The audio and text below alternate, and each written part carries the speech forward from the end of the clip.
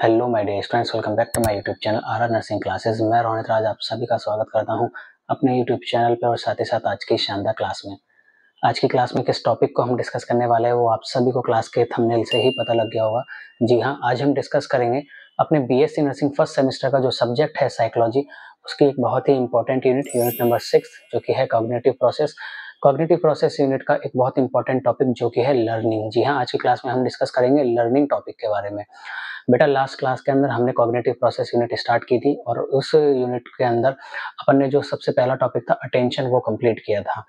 तो जिन भी स्टूडेंट्स ने अभी तक अटेंशन वाली क्लास नहीं देखी है तो इस क्लास के बाद में जाके जो अटेंशन वाली जो क्लास है उसको भी जरूर देखें। अटेंशन क्लास का जो लिंक है वो मैं आपको डिस्क्रिप्शन के अंदर प्रोवाइड करा दूंगा, तो मेक श्योर आप जो है अटेंशन वाली क्लास जरूर देखें। और साथ ही साथ मेरे यूट्यूब चैनल पे आपको साइकोलॉजी सब्जेक्ट से रिलेटेड और साथ ही साथ सोशलॉजी सब्जेक्ट से रिलेटेड काफी सारी वीडियोस अपलोडेड मिलेंगी और उन दोनों सब्जेक्ट्स के प्लेलिस्ट का जो लिंक है वो मैं आपको डिस्क्रिप्शन के अंदर प्रोवाइड करा दूंगा। और साथ ही साथ इस वीडियो में ऊपर जो आई का बटन आ रहा है इसके ऊपर अगर आप क्लिक करेंगे तो वहां से भी आपको जो है साइकोलॉजी एंड सोशलॉजी सब्जेक्ट की जो प्लेलिस्ट है उसका लिंक देखने को मिलेगा। तो मेक श्योर आप इस क्लास के बाद में जाके अदर जो वीडियोस हैं या अटेंशन वाली जो क्लास है उसको भी जरूर देखें और अपने साइकोलॉजी सब्जेक्ट को एकदम स्ट्रॉन्ग करें और सभी डाउट्स को क्लैरिफाई करें। तो चलिए टॉपिक स्टार्ट करते हैं। टॉपिक स्टार्ट करने से पहले जो भी स्टूडेंट्स आज पहली बार मेरे यूट्यूब चैनल से कनेक्ट हो रहे हैं वो एक बार चैनल को सब्सक्राइब कर लें, वीडियोस को लाइक करें और ज्यादा से ज्यादा भर भर के चैनल के लिंक को अपने दोस्तों के साथ शेयर करें, ठीक है। और बेल आइकन को क्लिक करना बिल्कुल ना भूलें। बेल आइकन को क्लिक करने से ये होगा कि नेक्स्ट जो भी वीडियो मैं अपलोड करूंगा अपने यूट्यूब चैनल पे तो उसका एक लिंक आप सभी को मिल जाएगा, तो इसलिए बेल आइकन पे जरूर क्लिक कर लें। तो चलिए बेटा, आज के इस टॉपिक को स्टार्ट करते हैं लर्निंग। और लर्निंग जो टॉपिक है वो आपके एग्जाम पॉइंट ऑफ व्यू से जो है बहुत ही इंपॉर्टेंट टॉपिक है। देखिए, इसमें से जो है 10 नंबर के क्वेश्चन बन के आने के चांसेस अच्छे खासे होते हैं, लेकिन अगर 10 नंबर का क्वेश्चन नहीं भी बनता है ना बेटा, यानी कि लॉन्ग क्वेश्चन नहीं भी बनता है, तो भी कहीं ना कहीं 5 नंबर का जो शॉर्ट ऐसे क्वेश्चन है वो बन के आने के चांसेस पूरे पूरे होते हैं। तो इसलिए आप इस टॉपिक को अच्छे से समझिए, पढ़िए और याद भी रखिए, ठीक है। तो अपन से डिस्कस करेंगे आज की क्लास में जो लर्निंग जो टॉपिक है उसका एक basic introduction, definition, factors affecting learning और साथ ही साथ टाइप्स ऑफ लर्निंग। ये आज की क्लास के अंदर हम डिस्कस करेंगे लर्निंग टॉपिक से संबंधित। तो चलिए टॉपिक स्टार्ट करते हैं। सबसे पहले अपन देखते हैं कि ये जो वर्ड है लर्निंग, इसका हिंदी अर्थ क्या होता है। हिंदी में लर्निंग को अपन कहते हैं सीखना, यानी कि किसी भी पर्सन, प्लेस, ऑब्जेक्ट या किसी भी सिचुएशन के बारे में जो भी अपन नॉलेज गेन करते हैं, जो भी अपन सीखते हैं, उसे अपन लर्निंग कहते हैं। लर्निंग के लिए बेटा एक लाइन कही जाती है कि learning is a never ending process, यानी कि लर्निंग कभी भी ना खत्म होने वाली एक प्रतिक्रिया है। यानी कि जब बच्चा अपनी माँ के कोख में होता है तब से लेके फिर जब वो बर्थ हो जाता है उसका, और फिर धीरे धीरे लाइफ के सभी स्टेजेस के अंदर और ओल्ड एज तक जो इंसान होता है, जो एक ह्यूमन बीइंग होता है, वो कहीं ना कहीं कुछ ना कुछ सीखता ही रहता है। तो इसलिए कहा जाता है कि लर्निंग एक ना खत्म होने वाली यानी कि नेवर एंडिंग प्रोसेस है। इंसान हमेशा कुछ ना कुछ अपने जीवन से, अपनी परिस्थितियों से और साथ ही साथ किसी भी ऑब्जेक्ट, पर्सन, प्लेस के बारे में हमेशा कुछ ना कुछ सीखता रहता है, नॉलेज गेन करता रहता है। इसे अपन लर्निंग कहते हैं। एग्जैक्ट इसकी डेफिनेशन अपन डिस्कस कर लेते हैं। जैसा कि आपको स्क्रीन पे दिख रहा होगा, डेफिनेशन की अगर बात करें बेटा, तो मैं हर क्लास के अंदर आपको ये समझाता हूँ कि जब भी आप अपने फाइनल एग्जाम के अंदर क्वेश्चन अटेम्प्ट करें, कहीं पे भी डेफिनेशन लिखे, तो उस डेफिनेशन के साथ साथ किस ऑथर ने या किस साइकोलॉजिस्ट ने वो डेफिनेशन दी है उसका नाम भी जरूर लिख के आए। जिससे क्या होता है कि एग्जामिनर जो कॉपी चेक करता है उसके एक अच्छा इंप्रेशन पड़ता है और आपको अच्छे नंबर देता है। तो आप भी हमेशा इस चीज को याद रखें, जब भी एग्जाम के अंदर आप डेफिनेशन लिखें तो साथ में ऑथर का नाम या साइकोलॉजिस्ट का नाम जरूर लिख के आए। डेफिनेशन की अगर अपन बात करें तो स्क्रीन पे आपको 2 डेफिनेशन दिख रही होंगी। अब देखो, डेफिनेशन बहुत सारी होती हैं, अलग अलग ऑथर, अलग अलग साइकोलॉजिस्ट ने अपने अकॉर्डिंग काफी सारी डेफिनेशन दी हुई है। आपको जो भी डेफिनेशन इजीली समझ में आए, याद हो जाए, आप वही डेफिनेशन स्टडी करिएगा। मेरे अकॉर्डिंग ये 2 definition short and sweet definition है जो कि आप सभी प्यारे बच्चों को आसानी से समझ में आ जाएगी और साथ ही साथ याद भी हो जाएगी, ठीक है। तो अगर अपन डेफिनेशन की बात करें तो ये जो दोनों डेफिनेशन है इसका मतलब लगभग लगभग सिमिलर मिलके आ रहा है, सेम है मतलब। यानी कि डेफिनेशन की अगर अपन देखें तो कोई भी पर्सन अपने लाइफ में जो भी कोई भी नॉलेज गेन करता है, जैसे कि अभी मैंने आपको अभी जस्ट इंट्रोडक्शन के अंदर बताया, तो जो भी कोई पर्सन अपने लाइफ में कोई भी नॉलेज गेन करता है किसी भी सिचुएशन के बारे में, किसी भी ऑब्जेक्ट, पर्सन, प्लेस, किसी भी चीज के बारे में, तो कहीं ना कहीं उस नॉलेज से क्या होता है कि वो अपने लाइफ की जो भी रिक्वायरमेंट्स होता है उनको फुलफिल कर पाता है, अपना जो भी सराउंडिंग एनवायरनमेंट होता है उसके अंदर एडजस्ट कर पाता है। तो यानी कि हम अपने बिहेवियर के अंदर जो है कुछ मॉडिफिकेशंस कर पाते हैं by the help of learning के माध्यम से, ठीक है। फॉर एग्जाम्पल, जैसे कि आप सभी स्टूडेंट्स अभी मेरी क्लास से ये जो है देख रहे हैं, तो कहीं ना कहीं आपको कुछ ना कुछ सीखने को मिल रहा है। इस लर्निंग टॉपिक के बारे में आपको कोई ना कोई नॉलेज हो रही है, कोई ना कोई आपको इन्फॉर्मेशन गेन हो रही है, तो यही एग्जैक्टली क्या है, लर्निंग अपना होता है। ठीक है स्टूडेंट्स, तो लगभग दोनों डेफिनेशंस का मतलब सिमिलर है कि अपने बिहेवियर के अंदर जो भी ज़रूरी मॉडिफिकेशन कर सकते हैं अपन, वो किसकी हेल्प से कर सकते हैं, लर्निंग की हेल्प से कर सकते हैं, किसी भी चीज़ को सीख के नॉलेज गेन करके कर सकते हैं, और अपना जो सराउंडिंग एनवायरनमेंट है उसके अंदर हम इजीली एडजस्ट कर सकते हैं। So this is the definition of a learning. Next हम जो डिस्कस करेंगे जो कि है टाइप्स ऑफ लर्निंग। स्क्रीन पे आप सभी को दिख रहा होगा। टाइप्स की अगर अपन बात करें बेटा, तो टाइप्स अलग-अलग बुक्स को अगर आप प्रेफर करोगे तो काफ़ी सारी बुक्स के अंदर काफ़ी अलग-अलग टाइप्स भी दिए हुए हैं। लेकिन अगर ये जो 7 टाइप्स है, अगर आप इनको भी लिखते हैं तो भी आपको अच्छे नंबर मिलेंगे एग्जाम के अंदर। सबसे पहला जो टाइप है जो कि है अपना मोटार लर्निंग, सेकंड जो है perception learning, third one is verbal learning, fourth conception learning, fifth associative learning and sixth जो कि है एटीट्यूड लर्निंग, और लास्ट सेवंथ टाइप जो कि है अपना प्रॉब्लम सॉल्विंग लर्निंग। ये कुछ अपने लर्निंग के टाइप्स है। आगे की क्लास में हम वन बाय वन करके इन सभी टाइप्स को डिस्कस करेंगे। शुरुआत करेंगे सबसे पहले अपन मोटार लर्निंग से। स्क्रीन पे आप सभी को दिख रहा होगा मोटार लर्निंग। अब ये जो शब्द है मोटार, ये अपन ने बिहेवियर के अंदर भी पढ़ा था।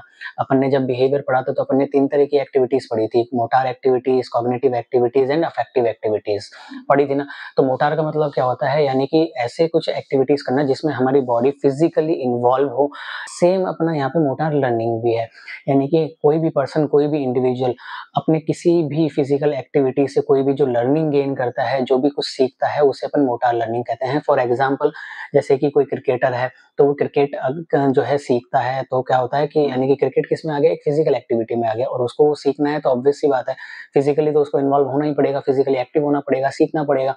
तो इसे अपन मोटार लर्निंग कहते हैं। और भी काफी सारे एग्जाम्पल होते हैं। जितने भी एग्जाम्पल मोटार एक्टिविटीज के हैं वही सेम एग्जाम्पल अपने मोटार लर्निंग के है। जैसे अब आप इसके अंदर रनिंग कर लें, बॉक्सिंग एग्जाम्पल लिख सकते हैं, क्रिकेट लिख सकते हैं, बास्केटबॉल लिख सकते हैं, कोई भी स्पोर्ट्स जो भी कोई पर्सन अगर प्ले करता है उसको अपन मोटार लर्निंग कहते हैं। तो यानी कि अपने फिजिकल फंक्शन से जो अपन लर्निंग करते हैं वो अपनी मोटार लर्निंग होती है। सेकंड वन अगर अपन देखें जो कि है परसेप्शन लर्निंग, स्क्रीन पे आपको दिख रहा होगा। परसेप्शन लर्निंग का मतलब, ये जो वर्ड है परसेप्शन, इसका मतलब होता है कि अपन को अपने जो सभी सेंसेस ऑर्गन होते हैं, यानी कि आई, ईयर, नोज, टंग, स्किन, अपन अपने इन सभी सेंस ऑर्गन्स को यूज करके हम जो भी लर्निंग कर रहे हैं, जो भी इंफॉर्मेशन गेन कर रहे हैं, उसे अपन परसेप्शन लर्निंग कहते हैं। क्लियर है? यानी कि हम अपने जो भी 5 जो सेंसरी ऑर्गन्स हैं उनको एक्टिवली इन्वॉल्व करके जो भी चीज हम सीखते हैं, जो भी चीज हम गेन करते हैं, जो भी नॉलेज हम लेते हैं, इस तरीके की लर्निंग को अपन क्या कहते हैं, परसेप्शन लर्निंग कहते हैं बेटा। ठीक है। थर्ड जो हम डिस्कस करेंगे जो कि है वर्बल लर्निंग, स्क्रीन पे आपको दिख रहा होगा। वर्बल लर्निंग का मतलब क्या होता है कि कोई भी चीज जो भी अपन को सीखनी है उस चीज को जो है हम क्या है बोल के या कि उसको लिख के हम जो है अगर सीख रहे हैं तो वो अपना वर्बल लर्निंग के अंदर लाइक आ जाएगा। फॉर एग्जाम्पल, जैसे कि अपन जो भी चीज बोल बोल के याद करते हैं या लिख के याद करते हैं तो अपन को ज्यादा बेहतर तरीके से याद हो पाती है। तो यही एक तरीके का अपना वर्बल लर्निंग कहलाता है, जिसके अंदर हम किसी भी चीज को बोल के या पढ़ के या लिख के हम उसको याद करते हैं, हम उसको सीखते हैं, हम उसको समझते हैं, यही अपना वर्बल लर्निंग होता है। फोर्थ अगर अपन देखें जो कि है कंसेप्ट लर्निंग, स्क्रीन पे दिख रहा होगा आपको।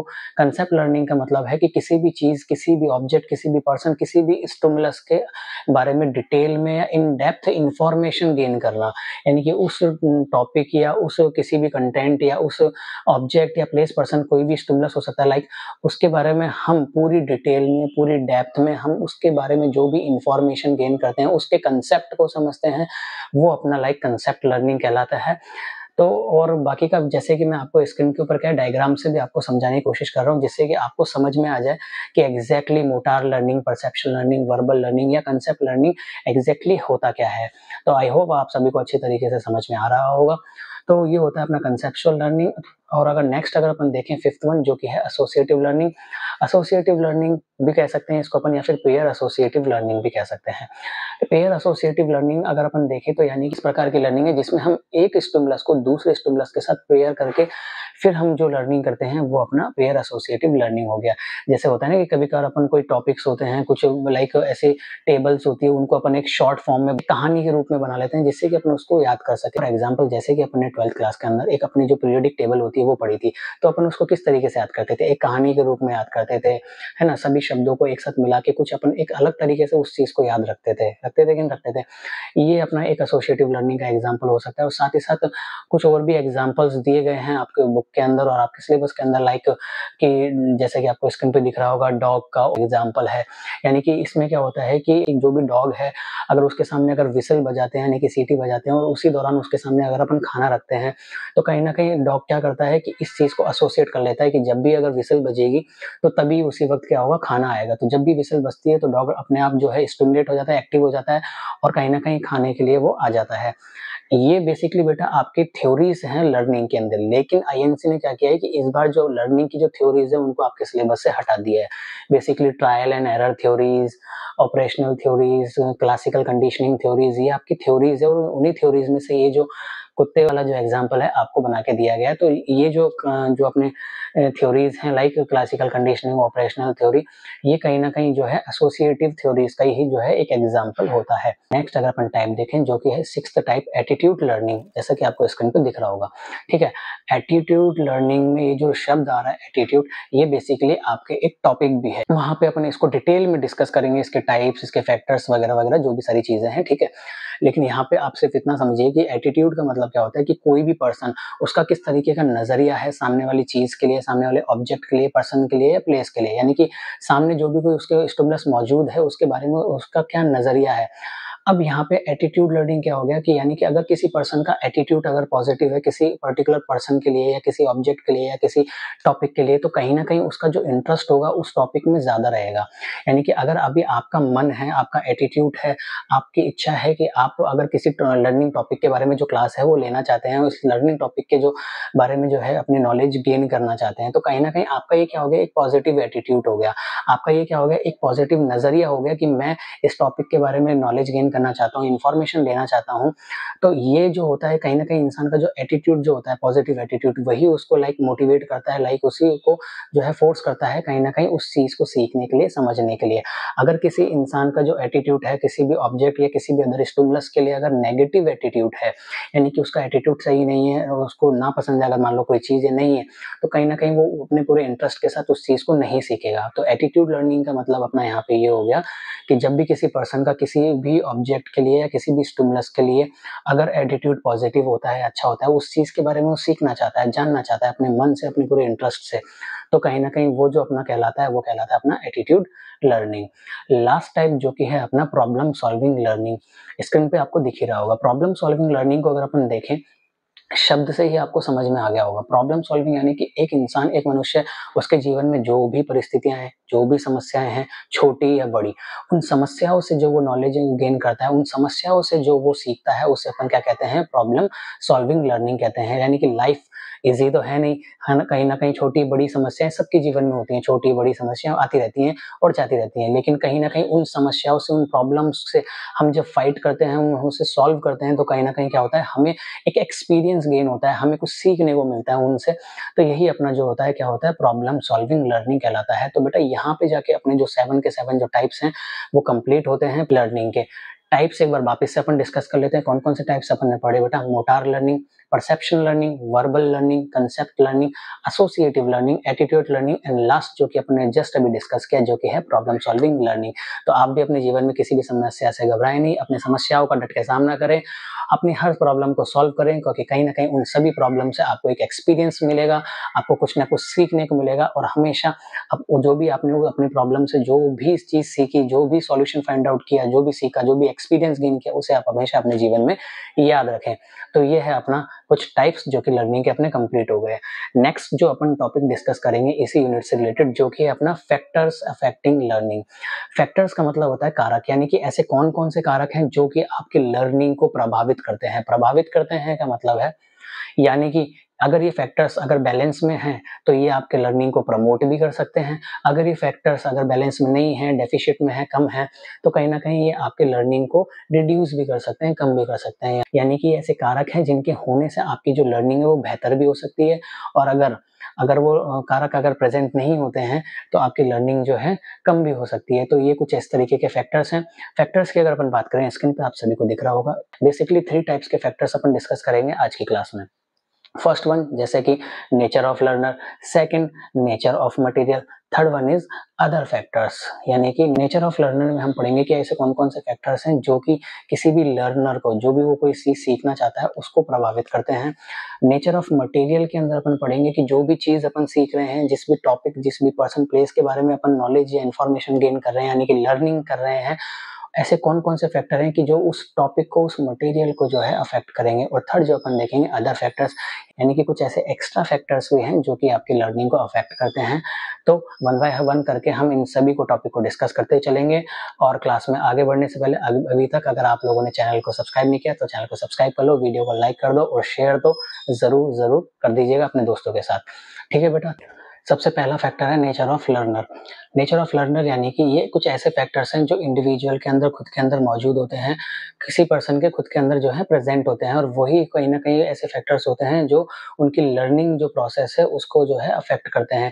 जैसे कि लर्नर की physical health, mental health, maturation, emotions, motivation, age and sex. ये ऐसे कुछ इंटरनल फैक्टर्स हैं लर्नर के जो कि उनकी लर्निंग प्रोसेस को अफ़ेक्ट करते हैं। किस तरीके से? जैसे कि फिज़िकल हेल्थ के बारे में अपन देखते हैं। अगर कोई भी पर्सन फिजिकली अगर अनहेल्दी है, फिजिकली फिट नहीं है, यानी कि मान लीजिए अगर अगर उसको विज़न में प्रॉब्लम है, यानी कि आईसाइट उसकी वीक है, या सुनने में अगर प्रॉब्लम है, तो कहीं या लिखने में कहीं अगर प्रॉब्लम है, तो कहीं न कहीं क्या होगा कि वो जो पर्सन है, जो लर्निंग जो भी वो करना चाहता है, किसी भी टॉपिक या किसी भी स्टिमुलस के बारे में जो इन्फॉर्मेशन वो गेन करना चाहता है, वो ढंग से नहीं कर पाएगा, क्योंकि ड्यू टू देयर फिजिकल अबनॉर्मलिटीज़। अब इसमें ऐसा भी हो सकता है कि किसी पर्सन की अगर हेल्थ बहुत ज़्यादा खराब है, फिजिकल हेल्थ इश्यूज़ हैं, तो वहाँ पे भी कहीं न कहीं जो है आपको ये देखने को मिलेगा कि जो पर्सन है वो उसका जो लर्निंग जो एक्टिविटीज़ हैं, लर्निंग जो प्रोसेस है वो कहीं न कहीं अफ़ेक्ट होगा। अगर फिज़िकल हेल्थ एकदम हेल्दी है, तो कहीं न कहीं क्या होगा कि लर्निंग प्रमोट होगी, लेकिन अगर फिज़िकल हेल्थ अगर कहीं न कहीं वीक है, तो कहीं न कहीं लर्निंग जो है रिड्यूस हो जाएगी या लेस होगी, ठीक है? नेक्स्ट है जैसे कि मेंटल हेल्थ। मेंटल हेल्थ यानी कि अगर कोई भी पर्सन मानसिक रूप से अस्वस्थ है, यानी कि जैसे कि अगर कोई पर्सन अगर मेंटली हेल्दी है, तो उसकी जो लर्निंग जो प्रोसेस होंगी, लर्निंग एक्टिविटीज़ होंगी, वो अच्छी रहेंगी। लेकिन अगर कहीं न कहीं अगर उसको किसी भी प्रकार की कोई भी मेंटल इलनेस है, तो क्या वो अपनी जो लर्निंग है किसी भी चीज़ को लेके वो कर पाएगा? नहीं कर पाएगा। तो कहीं न कहीं इस तरीके से जो उसकी लर्निंग है वो अफ़ेक्ट होगी, अगर उसके मेंटल स्टेटस या मेंटल हेल्थ अगर अच्छी नहीं है तो। नेक्स्ट फैक्टर है अपना मैच्योरेशन। मैच्योरेशन मीन्स अगर कोई भी पर्सन फिज़िकली या मेंटली, अब इसके अंदर दोनों चीज़ें आ जाती हैं। लाइक अगर कोई भी पर्सन फिज़िकली और मेंटली मैच्योर है, एबल है किसी भी चीज़ को सीखने के लिए, लर्निंग के लिए, तो कहीं न कहीं वो उस चीज़ को जो है ज़्यादा बेहतर तरीके से सीख पाएगा। फॉर एग्ज़ाम्पल जैसे मान लीजिए अगर बच्चे को चलना या दौड़ना सीखना है, तो कहीं न कहीं पहले उसको फिज़िकली एकदम जो क्या है कि फिट होना पड़ेगा, फिज़िकली एबल होना पड़ेगा। ऐसा तो है नहीं कि बच्चा कल 6 महीने का हुआ, 7 महीने का हुआ और वो दौड़ने लग गया, ऐसा तो बहुत रेयरली आपको देखने को मिलेगा। तो कहीं न कहीं जब वो फिज़िकली एबल होता है, मैच्योर होता है, तभी वो धीरे-धीरे चलना और भागना, दौड़ना या बोलना सीख पाता है, ठीक है?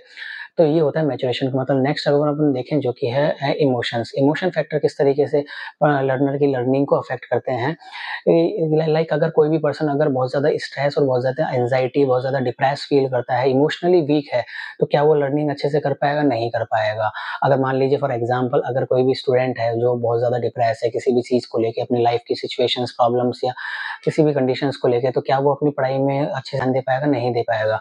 तो कहीं न कहीं अगर कोई पर्सन बहुत ज़्यादा स्ट्रेस, एंग्ज़ायटी, डिप्रेशन फ़ील करता है, तो वो जो है अच्छे से लर्निंग नहीं कर पाएगा। लेकिन अगर वो इमोशनली स्ट्रॉन्ग है, वो अपने इमोशंस को मैनेज करना जानता है, हैंडल करना जानता है, तो कहीं न कहीं वो जो लर्निंग है बहुत ही बेहतर और बहुत ही शानदार कर सकेगा। नेक्स्ट फैक्टर है अपना मोटिवेशन। मोटिवेशन मीन्स बेटा कि अगर कोई भी पर्सन पूरी तरीके से मोटिवेटेड है, इंटरेस्टेड है किसी भी चीज़ के बारे में सीखने के लिए, जानने के लिए, तो वो उस चीज़ को ज़्यादा बेहतर तरीके से सीख पाएगा।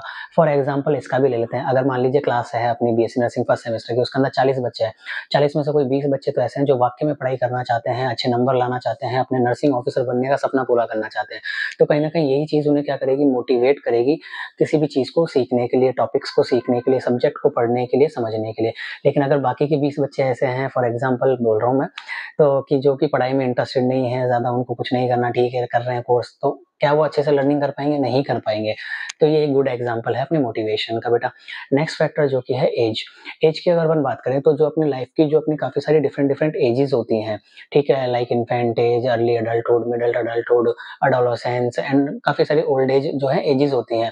तो इन ऐजेज़ में क्या होता है कि जो यंग जो ऐज होती है यानी कि एडोलेसेंस या एडल्टहुड ऐज जो होती है, इस दौरान जो पर्सन है, किसी भी चीज़ को जो है बहुत बेहतर तरीके से सीख पाता है। लेकिन जैसे-जैसे एज इंक्रीज़ होती जाती है, लाइक अपन ओल्ड एज की तरफ जाते-जाते हैं, तो जो ओल्ड एज वाले जो पर्सन होते हैं अबव 60 या जो हैं जो पर्सन्स, क्या वो अपने जो लर्निंग जो है किसी भी चीज़ को अच्छे से कर पाएँगे? नहीं कर पाएँगे, क्योंकि कहीं न कहीं जो उनकी कॉग्निटिव जो इम्पेयरमेंट्स आपको देखने को मिलेगा, यानी कि कॉग्निटिव फंक्शंस जो हैं इतनी प्रॉपर्ली वर्क नहीं कर पाएँगे, इसलिए जो है वो किसी भी चीज़ को लर्निंग नहीं कर पाएँगे, किसी चीज़ को मेमोरी यानी कि याद नहीं रख पाएँगे, जल्द से जल्द भूल जाएँगे, तो कहीं न कहीं ऐज भी एक इम्पोर्टेंट फैक्टर है लर्नर के लिए, जो उसकी लर्निंग को या लर्निंग एक्टिविटीज़ को जो है अफ़ेक्ट करता है। नेक्स्ट और लास्ट फैक्टर जो कि है अपना सेक्स। सेक्स की अगर अपन बात करें, लाइक ऐसा का तो खैर स्पेसिफिक नहीं है कि कोई मेल या फीमेल में से कोई फीमेल ही ज़्यादा बेहतर होती है लर्निंग में या मेल्स ज़्यादा बेहतर होते हैं लर्निंग में। जो दोनों ही सेक्स के जो पर्सन्स हैं, चाहे से मेल हो फीमेल हो, दोनों ही लर्निंग के अंदर अपने-अपने जगह बेहतर होते हैं। ये डिपेंड करता है कि उसके इंटरेस्ट के, उसके मोटिवेशंस के ऊपर कि वो कितना किसी चीज़ को सीखना चाहता है और कितना नहीं। तो ये बेटा कुछ ऐसे फैक्टर्स होते हैं जो इंटरनली ही लर्नर के अंदर प्रेज़ेंट होते हैं और वो उसकी लर्निंग की जो एबिलिटीज़ होती हैं या जो उसका लर्निंग जो प्रोसेस होता है उसको अफ़ेक्ट करते हैं। यहाँ पे जाके अपने नेचर ऑफ लर्नर जो है वो कंप्लीट होता है। नेक्स्ट फैक्टर जो कि अपन डिस्कस करेंगे, नेचर ऑफ मटेरियल। अभी तक अपन ने क्या पढ़ा कि ऐसे कौन से फैक्टर्स हैं जो लर्नर की लर्निंग एबिलिटीज़ को अफ़ेक्ट करते हैं, ठीक है? अब अपन देखते हैं कि जो भी मटेरियल यानी कि जो भी डाटा, जो भी इन्फॉर्मेशन जो अपन लर्न करना चाहते हैं, सीखना चाहते हैं, उसके ऐसे कौन-कौन से फैक्टर्स हैं जो प्रभावित करते हैं यानी कि अफ़ेक्ट करते हैं। सबसे फर्स्ट है जो कि है लेंथ ऑफ मटेरियल, यानी कि जो भी डाटा, जो भी इन्फॉर्मेशन आप गेन करते हैं, सीखते हैं, अगर वो आप बहुत ज़्यादा लार्ज स्केल में, बहुत ज़्यादा बड़ी स्केल में अगर आप किसी चीज़ को सीखना चाहेंगे, तो क्या आप उस चीज़ को समझ पाएँगे? नहीं समझ पाएँगे। याद रख पाएँगे? नहीं याद रख पाएँगे। वहीं अगर आप थोड़ा-थोड़ा सा अगर कोई भी डाटा या इन्फॉर्मेशन अगर आप गेन करते हैं, सीखते हैं, तो उसको आप समझ भी पाएँगे और याद भी रख पाएँगे। इसका एक एग्ज़ाम्पल अगर मैं बताऊँ आपको, जैसे कि आप कॉलेज के अंदर पढ़ते हैं अपन, तो ऐसा तो है नहीं कि कोई भी टीचर एक दिन के अंदर आया और एक दिन में 1 यूनिट पूरी पढ़ा दी, नहीं ना। टीचर्स आते हैं और वो आपको जो भी टॉपिक्स होते हैं वो समझाते हैं, नोट्स लिखवाते हैं और फिर उससे क्या होगा कि आपको वो चीज़ बेहतर तरीके से समझ भी आती है और याद भी हो जाती है। बजाय अगर आपको 15 पेज या 20 पेज या पूरे 30-40 पेज अगर लिखवा जाएँ और पढ़ा जाएँ, क्या आपको समझ में आएगा? नहीं आएगा। तो कहीं न कहीं जो भी मटेरियल, जो भी डाटा, जो भी इन्फॉर्मेशन अपन गेन कर रहे हैं, सीख रहे हैं, उसकी लेंथ भी जो है आपकी लर्निंग को जो है अफ़ेक्ट करती है।